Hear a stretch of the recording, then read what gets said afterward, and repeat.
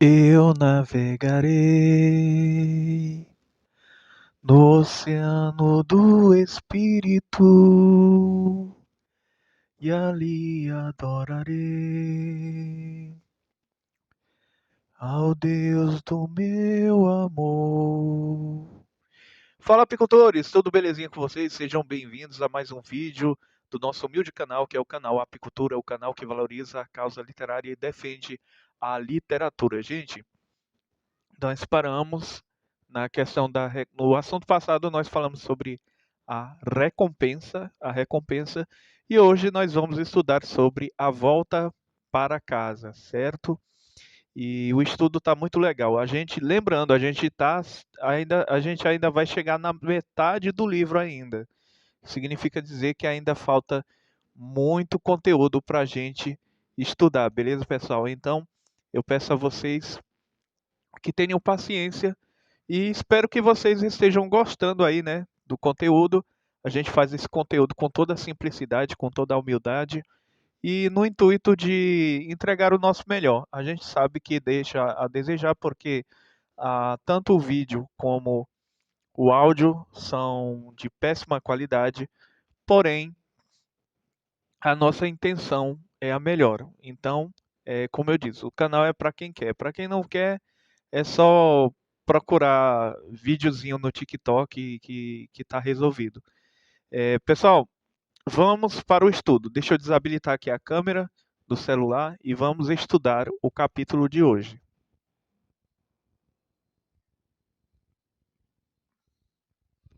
Vamos lá, pessoal. O caminho de volta. Nas aulas anteriores, nós vimos muito bem a questão da entrada na caverna secreta. Logo em seguida, nós vimos a provação final. Logo vimos a recompensa e agora estamos no capítulo O Caminho de Volta. Vamos lá, pessoal, tá muito interessante isso aqui. Estágio 10. O caminho de volta. Fácil é descer ao mundo inferior, mas retraçar seus passos e escapar para o ar livre, essa é a tarefa. Esse é o trabalho mais difícil. A Sibila para Enéas, na Eneida. Assim que as lições e as recompensas da grande provação foram celebradas e absorvidas, os heróis enfrentam uma escolha: permanecer no mundo especial ou iniciar a jornada de volta para o mundo comum. Lembrando aqui, pessoal, se permanecer no mundo especial, existe a grande probabilidade de haver uma continuidade, ou seja, uma continuação. Se voltar para o mundo normal, certo? Para o mundo comum, conforme o Christoph Vogler chama, não é que aquela pessoa vai morrer, a vida dela vai continuar, só que aí não vai ter nada de tão interessante assim para se retratar. A não ser que, sei lá, mude o gênero, né? Mas geralmente não se faz isso. Quando se volta para casa, então é porque acabou a jornada do herói, viu? Vamos lá. Embora o mundo especial possa ter seus encantos, poucos heróis escolhem ficar. A maioria pega o caminho de volta, retornando ao ponto inicial ou continuando a jornada para um local totalmente novo ou destino final. Viu, gente? É o que eu acabei de falar. Esse é o momento em que a energia da história, que pode ter arrefecido um pouco nos momentos tranquilos de empunhar a espada, agora volta a se movimentar. Se olharmos para a jornada do herói como um círculo que inicia no alto, ainda estamos lá embaixo, no porão, e serão necessários alguns empurrões para nos levar de volta à luz. Aí tem um trecho aqui, não sei de que livro é, mas eu acredito que seja do livro do Joseph Campbell, que é o livro O Herói de Mil Faces. Aí tem aqui: acordem, buscadores.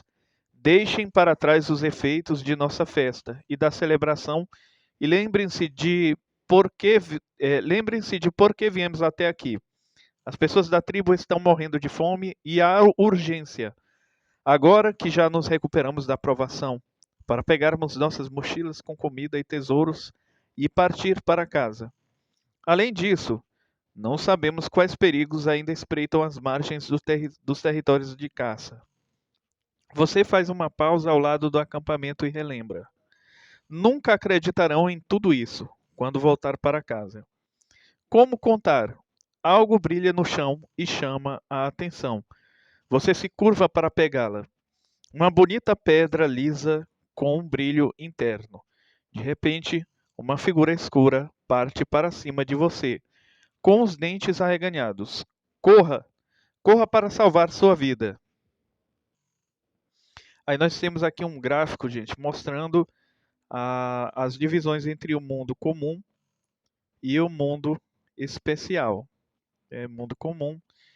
Aí tem as etapas aqui. O mundo comum, segundo, chamado aventura. Terceiro, recusa de chamado. Quarto, encontro com o mentor. Quinto, travessia do primeiro limiar. Sexto, provas, aliados e inimigos. Sétimo, aproximação. Aí já, isso aqui já está no mundo especial. Oitavo, aprovação. Nono, a recompensa. Décimo, caminho de volta. 11º, ressurreição. E 12º, retorno com o Elixir. Gente, o Christopher Vogler, eu sei que eu devia até ganhar um puxa-saco, porque todo vídeo eu podia até ganhar um certificado de puxa-saco, um diploma, porque todo vídeo que eu faço, gente, não adianta a gente fazer uma coisa que a gente não acredita, certo? Então, se esse livro não fosse relevante para o canal, eu não estaria lendo ele, gente. É um livro que a gente vê quando você percebe que o conteúdo é muito bom, que te entrega um conteúdo satisfatório, que na verdade todo livro sempre deixa a desejar, certo? Então sempre vai deixar a desejar, mas assim, um livro que atende a pelo menos 90% das necessidades do leitor, né, que atende às dúvidas, às expectativas, né, que traz respostas para o leitor, porque o leitor quer saber as respostas, certo?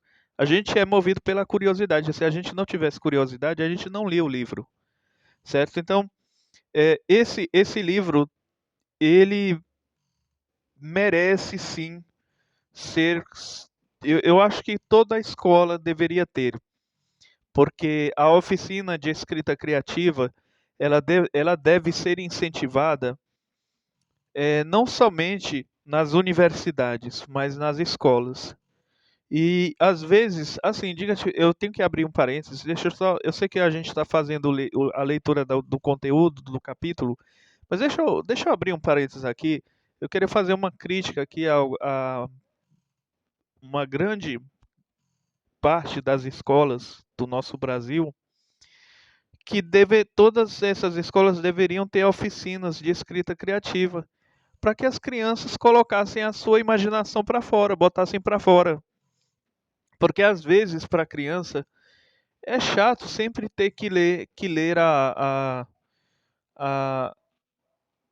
o livro de alguém, o livro de um escritor, e a criança, o adolescente, ele quer colocar também o seu ponto de vista. Mas como o professor, não estou generalizando, preste atenção, como o professor, na sua maioria, não dá esse senso, não aguça esse senso crítico no aluno, ele fica sem dizer nada, sem dar uma opinião, ele fica sem opinar. E aí o que é que acontece? Ele fica frustrado, ele fica numa leitura mecânica, tá entendendo? Igual audiobook. Audiobook só é a leitura mecânica, mas não tem pausa para fazer.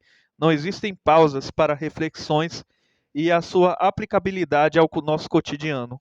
O bom de se ler é isso, gente. Não é somente você ler, Joãozinho, Maria estava andando. Não. O bom de ler é isso, é você ler, entender, interpretar e fazer a aplicação cotidiana, a aplicabilidade da leitura. Em que ela me serve? Em que parte ela me toca? Qual é Quais são as dúvidas que eu tenho em relação à leitura, certo? O professor só quer, como é que se diz? Só quer ficar falando, falando e falando. Não, gente, vamos dar oportunidade para os alunos, certo? Então, você que é professor, você que é professora, dê uma oportunidade para os seus alunos para eles escreverem poemas, certo? Para eles escreverem os seus textos, uma narrativa, um conto infantil, mesmo que mesmo que a ortografia deles esteja horrível. Você é professor, você está aí para ajudar eles, para ajudá-los, certo? Então vamos, isso aqui é um pedido de ajuda, tá certo, gente? Eu falo isso porque eu sou professor. Eu não sou professor ativo, certo? Nunca dei aula assim, de com carteira assinada, nunca dei aula, certo? Mas assim, vamos fazer jus ao nosso trabalho, vamos fazer jus, certo? Eu não estou aqui querendo me achar, dizer que eu sou bonzão, não. Eu tenho meus erros, minhas falhas. Mas vamos dar mais oportunidade, vamos elaborar projetos, vamos criar oficinas de escrita criativa para as crianças escreverem os seus contos, os seus poemas, os seus textos, as suas próprias frases filosóficas e dar voz e dar vez, como disse Paulo Freire, o patrono da educação, dar voz e dar vez para as crianças, para elas mesmas opinarem a respeito daquilo que elas escreveram. Isso é ótimo, isso é uma ideia genial, é uma ideia maravilhosa.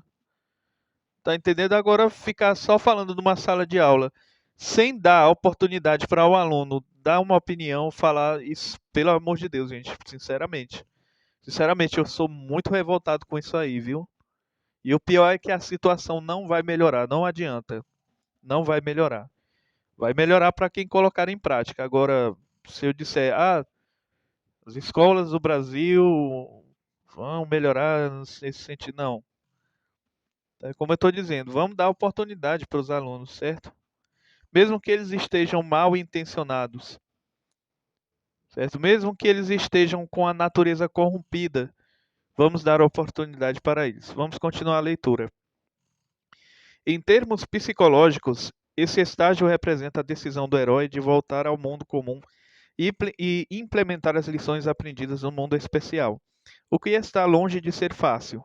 O herói tem motivos para temer que a sabedoria e a magia da aprovação possam evaporar a luz implacável do dia comum. Talvez ninguém acredite na fuga milagrosa da morte empreendida pelo herói. As aventuras podem ser racionalizadas pelos céticos. Porém, a maioria dos heróis decide tentar. Como os bodhisattvas da crença budista, eles viram o plano eterno, mas retornam ao mundo dos vivos para contar aos outros e partilhar do elixir que conquistaram. Então, quem volta, já que estamos estudando o capítulo intitulado como A Volta para Casa, é, sempre tem uma bagagem para se compartilhar com seus amigos, os aliados, certo? Até com os inimigos do mundo comum, porque existem amigos e aliados, não é somente no mundo especial, não. Os amigos e aliados também existem no mundo comum, certo? É porque esse outro lado da moeda geralmente só é mostrado no segundo ato, que é o mundo especial, né? Onde as leis da física, da gravidade não imperam, certo? Onde tudo é de cabeça para o ar, de cabeça para baixo. Então, é, compartilhar experiências, certo? Eu ia dizer uma coisa que é uma besteira, mas deixa para lá. É você compartilhar as experiências, os sofrimentos, as frustrações, as expectativas, os sentimentos, os sabores e dissabores pelos quais você passou durante a sua jornada lá no mundo especial. Lembrando, o mundo especial, gente, conforme o Christopher Vogler fala, é o mundo onde as coisas mais relevantes acontecem. O mundo comum é o mundo normal, o mundo chato, esse planeta Terra que nós conhecemos, onde poucas coisas tão assim relevantes acontecem, certo? No mundo comum ou no mundo especial, me parece, não é sempre, mas me parece que a ação está sempre em constância, né? Toda hora os heróis estão ativos. Acabou uma batalha, uma luta, vai para outra, né? Por exemplo, se você pegar o anime japonês Bleach, né? O anime japonês Bleach, é claro que ele tem cenas, né, que é chamados fillers, mas até nos fillers, né, que são episódios menos relevantes, os personagens principais, eles se preparam, eles ficam batalhando, eles vão treinar suas habilidades no intuito de enfrentar desafios maiores, entendeu? Então, assim, é outra crítica que eu faço. Tem muito anime aí, desculpa, tem muito anime aí que os fillers são uma porcaria, entendeu? São péssimos. Não tem nada de construtivo, é só conversa jogada fora só para gerar conteúdo, só para encher linguiça. Tá entendendo? Por exemplo, Naruto é um deles. Eu acho que é o anime que mais tem filler, é Naruto. Se não for o que mais tem, tá entre os que mais tem fillers. E os fillers do Naruto são muito chatos, cara. São chatos pra caramba. É só conversa pra lá, conversinha pra cá, piadinha pra cá, besteira pra lá, molequeira, tá entendendo? Não tem nada, não tem praticamente nada de construtivo, certo? É só é o que a gente chama de passatempo, né? Então, até nisso, você tem que fazer uma obra de arte, até mesmo quando o seu herói, lembrando aqui que herói, segundo a ótica do Christopher Vogler, é o protagonista da sua narrativa. Lembrando que o protagonista, o herói, ele vai ter que descansar, porque ele mesmo sendo um animal, ou sei lá, uma assombração, tem características humanas, né? E sente dor, tristeza, agonia, cansaço, frustração e, e os outros sentimentos da alma humana. Mas tem um momento de descanso também. Até nisso tem que ser uma coisa construtiva, certo? Nós temos aí a novela. Eu sempre cito essa novela porque foi a minha novela favorita, O Rei do Gado. Tem uma, tem uma parte, acho que é na metade da novela, se eu não me engano, que o Bruno Mezenga, ele fica fora, ele é o protagonista, né? Ele é o rei do gado. Ele fica fora de cena. O Benedito Rui Barbosa fez uma jogada muito grande, porque isso gerou mais capítulos, gerou mais conteúdo. Só que os personagens também, eles não estavam parados, eles estavam dando prosseguimento, continuidade à narrativa. E eu tava assistindo e estava gostando do mesmo jeito. Porque assim, o protagonista, embora ele seja o alvo, o centro das atenções, é claro, não é à toa que ele é protagonista, porém, contudo, todavia, isso não significa dizer que a história perdeu o sal, perdeu o gosto, o sabor, não. Você pode fazer coisas muito mais interessantes com a ausência do, do herói. Eu, por exemplo, eu faço isso no livro Simone na Terra dos Girassóis. E faço isso com maestria, modéstia à parte. Não estou sendo orgulhoso, estou sendo modesto. Faço isso com maestria. Porque mesmo a Simone sendo a protagonista da história, a história não perde o seu sabor, certo? E tem personagens que são muito mais cativantes do que propriamente a protagonista, que é apenas uma criança tímida, meiga, mimada e inexperiente. Então, eu não quis criar uma personagem, uma menina assim, já com uma personalidade de uma mulher adulta, de sei lá, 20 anos, 30 anos de idade. Não, eu fiz uma criança com mentalidade de criança, certo? Para fazer jus ao papel, certo? Então vamos lá, pessoal. Vamos lá, vamos que vamos. Vamos para o próximo subtópico, motivação. O caminho de volta marca um período no qual os heróis voltam a se dedicar à aventura. Um patamar de conforto foi alcançado e os heróis precisam ser forçados a sair desse patamar, seja por causa, seja por uma decisão íntima, seja por uma força externa.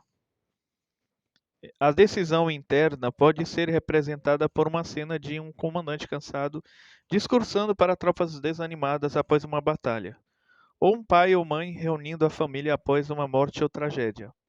Uma força externa, uma força externa pode ser o disparo de um alarme, um relógio avançando ou a nova ameaça de um vilão. Os heróis podem ser lembrados do objetivo principal da aventura. O caminho de volta é um ponto de virada, outra travessia de limiar que marca a passagem do segundo para o terceiro ato, como a travessia do primeiro limiar. Pode causar uma mudança no objetivo da história. Uma história sobre alcançar alguns objetivos transforma-se numa história de fuga. O enfoque em perigo físico muda para os riscos emocionais. O propulsor que impulsiona a história para fora das profundezas do mundo especial pode ser um novo acontecimento ou informação que drasticamente redireciona a história. De fato, o caminho de volta produz o terceiro ato. Esse talvez seja outro momento de crise que colocará o herói num caminho novo e final de provações. O combustível pode ser o medo de retaliação ou perseguição. Não raro, heróis são motivados a pegar o caminho de volta quando as forças que eles desafiaram na provação agora se reagrupam e os atacam. Se o Elixir foi roubado das forças centrais e não entregue voluntariamente, poderá haver repercussões perigosas. Olha aí, pessoal. Vamos para. A gente já leu isso, né, no chamado Aventura. Geralmente tem que acontecer alguma tragédia na vida do herói. Ele tem que perder alguma coisa ou alguém importante na vida dele para poder corresponder a essa expectativa do chamado. Que chamado, Biratã? O chamado à aventura, o chamado para participar das aventuras do mundo especial. Olha só que beleza. Vamos lá, retaliação. Uma lição importante das artes marciais é finalize com o seu oponente. Os heróis frequentemente aprendem que vilões ou sombras que não foram totalmente derrotados na crise poderão se reerguer ainda mais fortes que antes. O ogro ou vilão que o herói enfrentou na provação pode se recompor e empreender um contra-ataque. Um pai que foi desafiado pela dominação na família pode superar o choque inicial e desencadear uma retaliação devastadora. Um oponente de artes marciais tirado do prumo pode recuperar seu eixo e fazer um ataque surpresa. No incidente da Praça da Paz Celestial, o governo chinês se recompôs somente após vários dias de confusão e reagiu de forma esmagadora, enxotando da praça os estudantes e sua deusa da liberdade. Um dos exemplos mais intensos desse movimento retaliatório em filmes está em Rio Vermelho, quando Tom Danson é derrubado do trono por seu filho de criação, Matthew Garth, em uma provação suprema central. No estágio da recompensa, enquanto Matt e seus homens estão celebrando na vila onde venderam o gado, Danson está ocupado recrutando um pequeno exército de pistoleiros. Na fase do caminho de volta, ele vai atrás de Matt com a força de um trem em disparada e a intenção declarada de matar seu filho adotivo, o que era uma história de superação de obstáculos ao tocar uma boiada se transforma numa história de um pai perseguindo o filho para se vingar. A força peculiar dessa passagem é conduzida na postura física de John Wayne. Ele se arrasta para o confronto com Montgomery Clift como um zumbi, com a energia inabalável de uma máquina, espantando o gado do caminho e se esquivando da bala lançada por um coadjuvante que tenta desviá-lo de seu objetivo.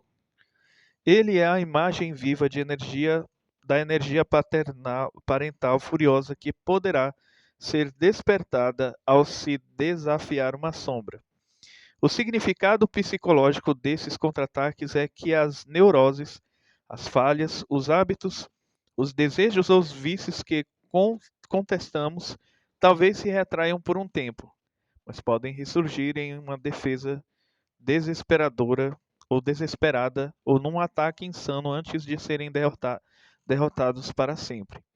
As neuroses têm uma força vital poderosa própria e contra-atacam quando ameaçadas.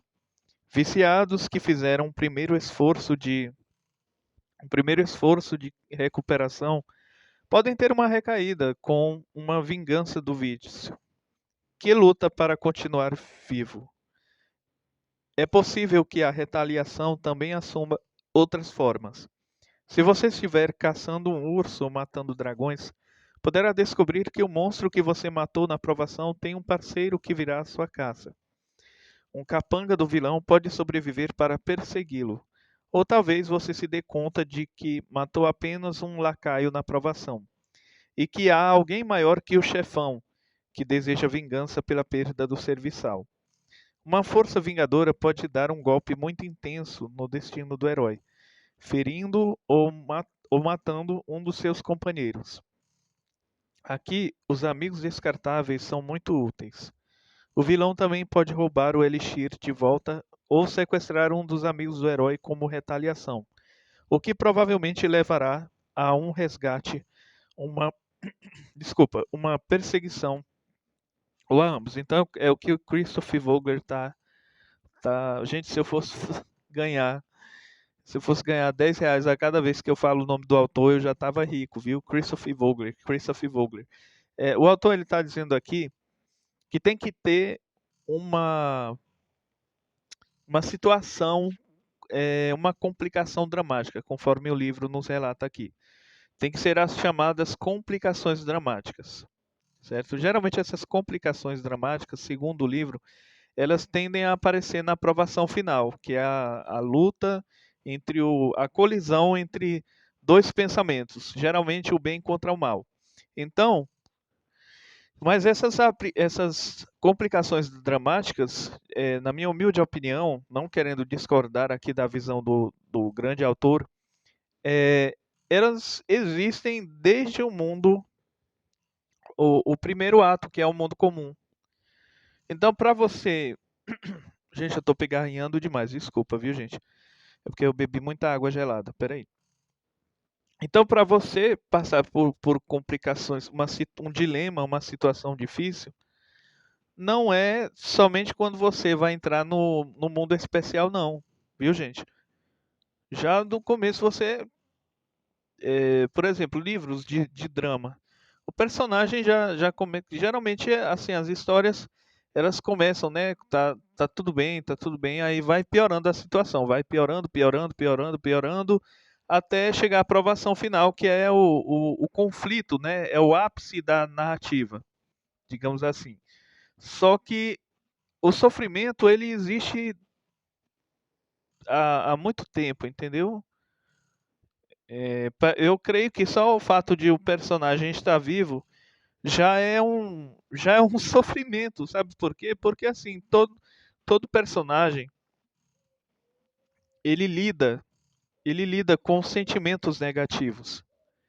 Isso me diga, isso é ou não é uma forma de sofrer? É um sofrimento. E na vida real é diferente? Claro que não.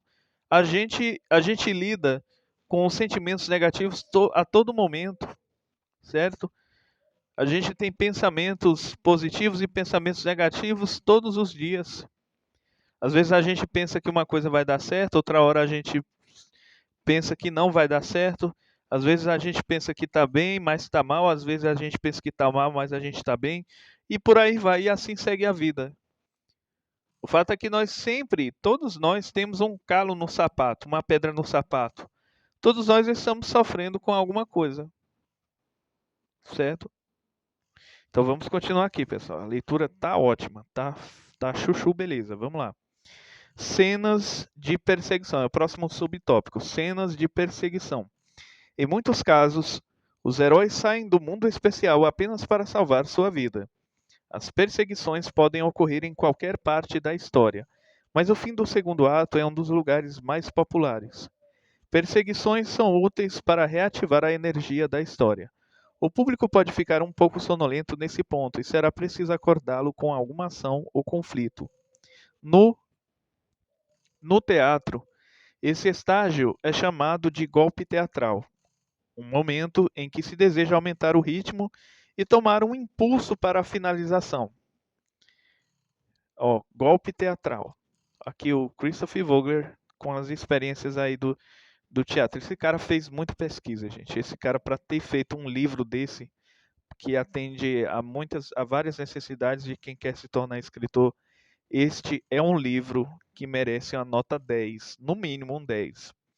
As perseguições são um dos elementos favoritos dos filmes e figuram com destaque também na literatura, arte e mitologia.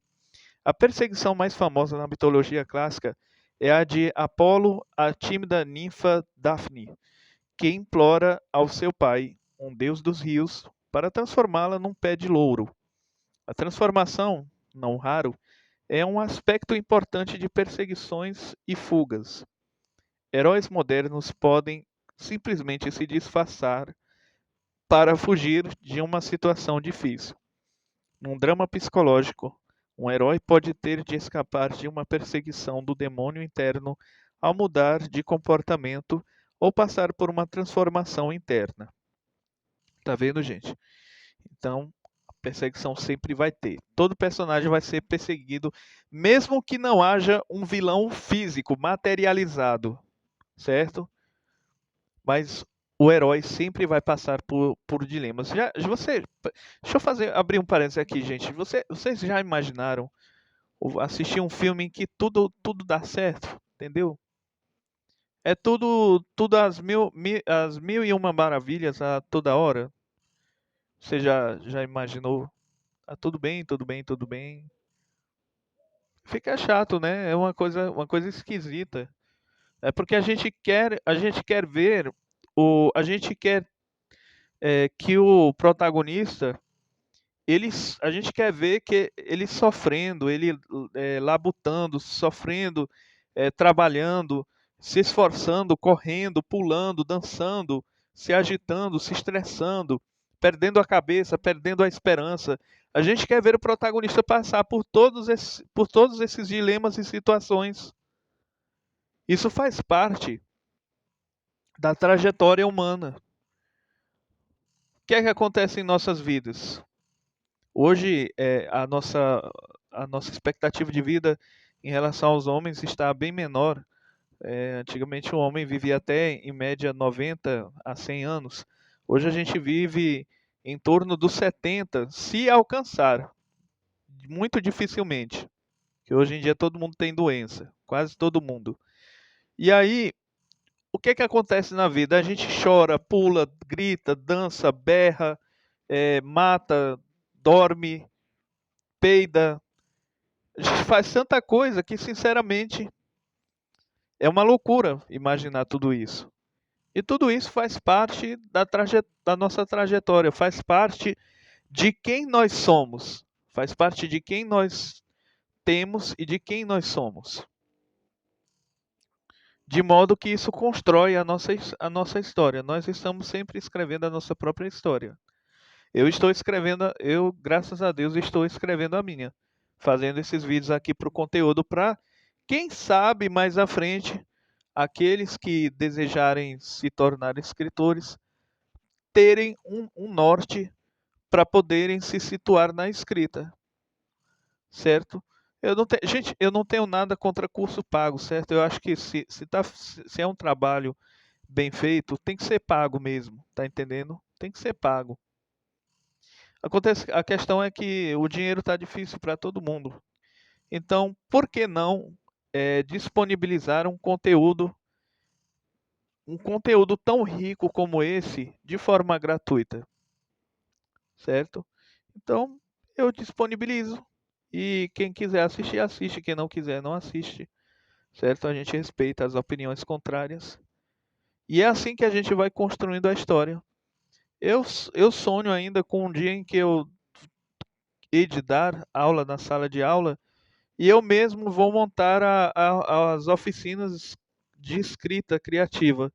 Eu vou montar todo mês, eu quero montar todo mês oficina de escrita criativa, para que as pessoas tenham oportunidade de ecoar, de berrar, de gritar, de, como se diz, propagar as suas vozes, mesmo que o mundo não esteja disposto a ouvir, se prontifique a ouvir, mas dá oportunidade para quem quer oportunidade, entendeu?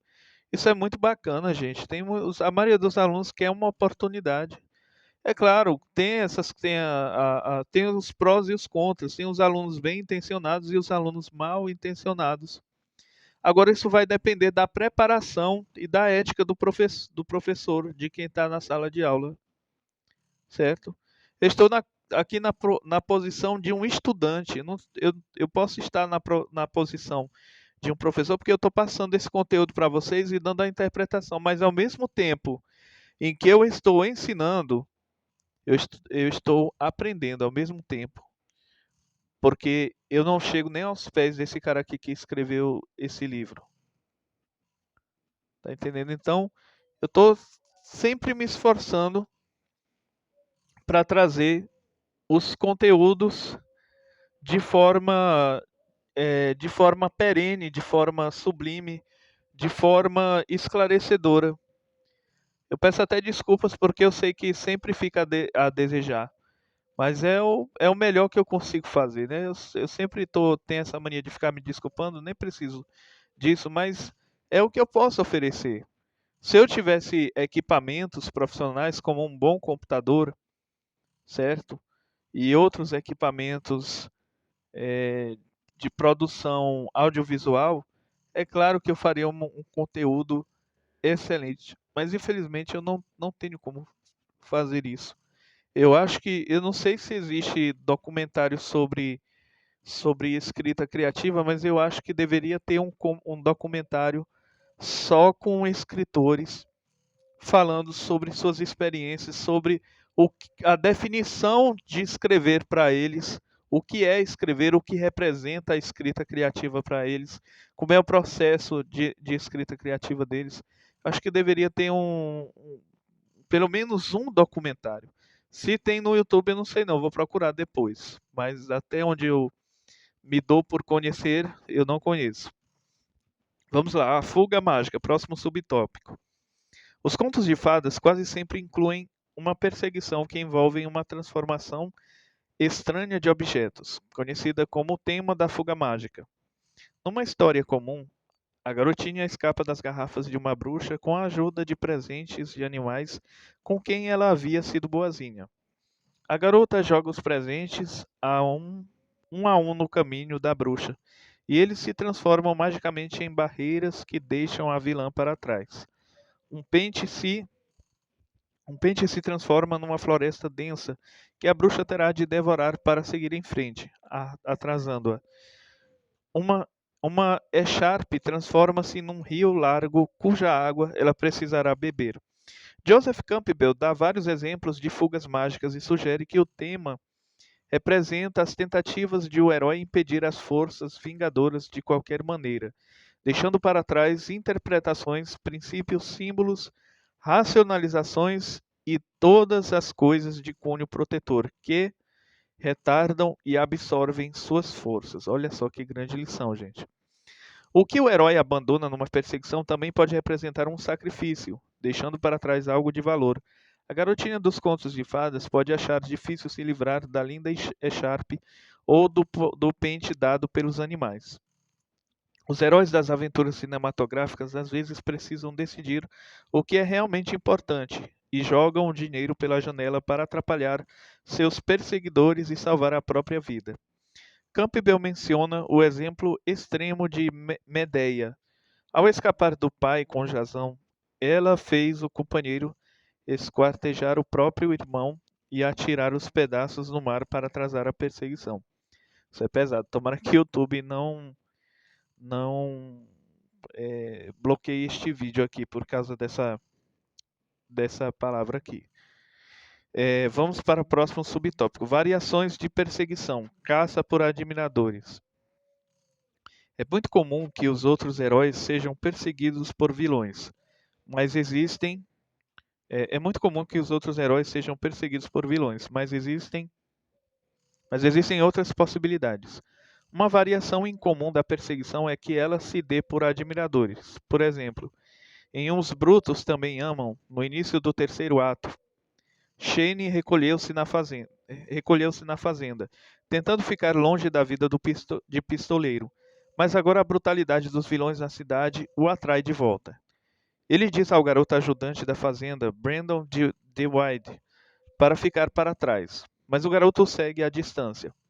Atrás do garoto vem seu cão, que também receberá ordens para permanecer em casa. Fica claro que o garoto é tão fiel a Shane quanto o cão a ele. É a cena de perseguição com uma diferença. Em vez de um herói fugindo de um vilão, o herói é perseguido por alguém que o admira. A fuga do vilão.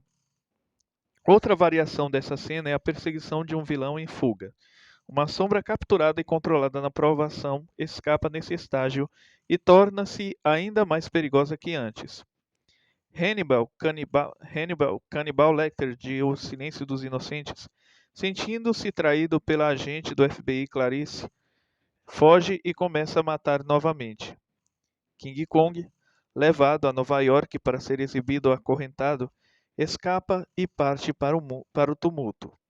Inúmeros filmes e faroestes televistos trazem um vilão tentando escapar, sendo perseguido a cavalo e enfim derrubado pelo herói antes da luta ou do duelo final. Essas cenas eram comuns nas séries e nos programas de TV de Roy Rogers ou do Cavaleiro Solitário. Conforme mencionado, os vilões podem pegar o tesouro de volta do herói ou sequestrar um dos membros da equipe, o que possivelmente levará à perseguição pelo herói e a um resgate ou recuperação. Próximo subtópico: revés. Outro desvio do caminho de volta pode ser um revés repentino e catastrófico na boa sorte do herói. As coisas estão indo bem para ele após ter sobrevivido à provação, mas agora a realidade entrará novamente em ação. Já com a praia à vista, o barco pode começar a fazer água. Por um momento, após grande risco, esforço e sacrifício, poderá parecer que tudo está perdido. Peraí, eu li errado. Por um momento, após grande risco, esforço e sacrifício, poderá parecer que tudo está perdido. É possível que esse ponto da história, o clímax do segundo ato, seja a crise postergada que comentamos anteriormente, um momento de grande tensão que deverá colocar a narrativa no caminho final para a resolução no terceiro ato. O caminho de volta no fim do segundo ato pode ser uma cena breve ou uma sequência elaborada de acontecimentos. Quase toda a história precisa de um momento para identificar a decisão do herói de encerrar e lhe dar a motivação necessária para voltar ao lar com o Elixir, apesar das tentações do mundo especial e das provações que ainda vêm pela frente. Aí tem uma cena aqui que é retirada do livro O Mágico de Oz. O Mágico de Oz. O Mágico de Oz preparou um balão de ar quente com a esperança de levar Dorothy pelo caminho de volta até o Kansas. O povo de Oz reúne-se para vê-los decolar com uma bandinha de metais. No entanto, não é tão fácil assim. Totó, ao ver um gato nos braços de uma mulher na multidão, corre atrás dele, e Dorothy parte atrás de seu cão.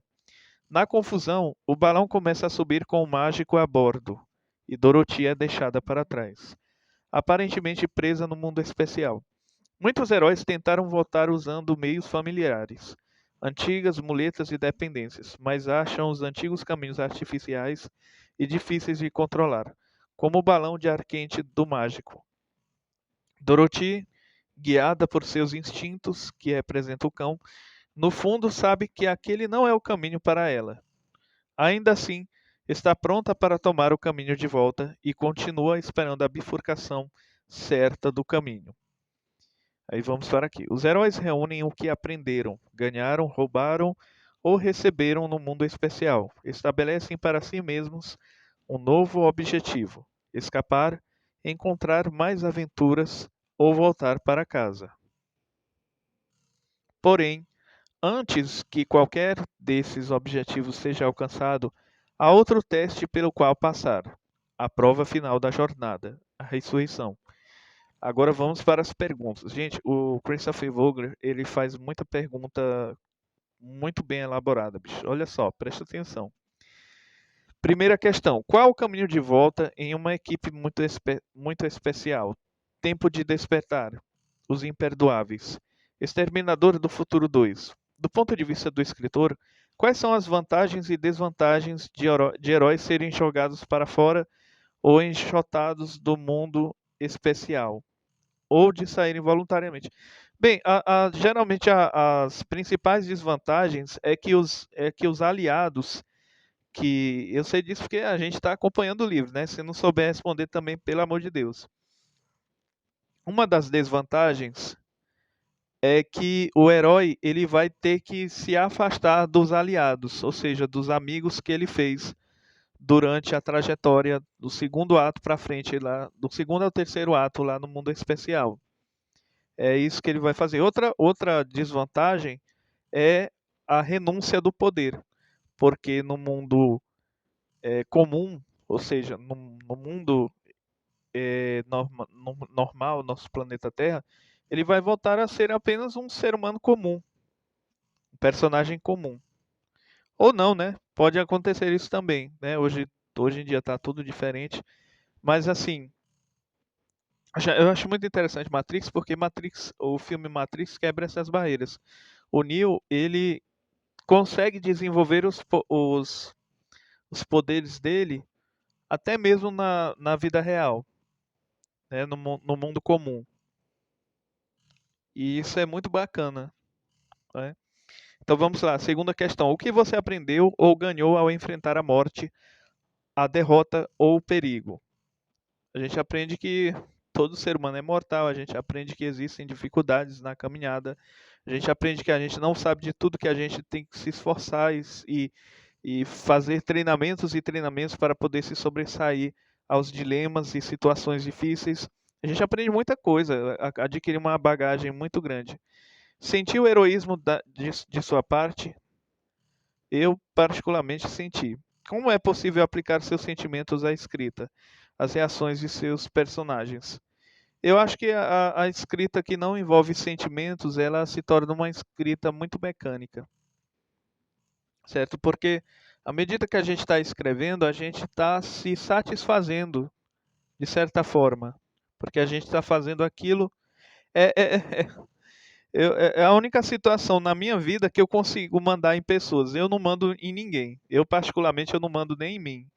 Mas na escrita, eu posso mandar em 7 bilhões de personagens, se eu quiser. Até mais. Então, é uma emoção muito grande. Não tem como explicar o ato de escrever, gente. É uma coisa muito boa. Terceira questão: como seus heróis voltam a se dedicar à jornada? Dando continuidade à jornada do herói. Dando continuidade.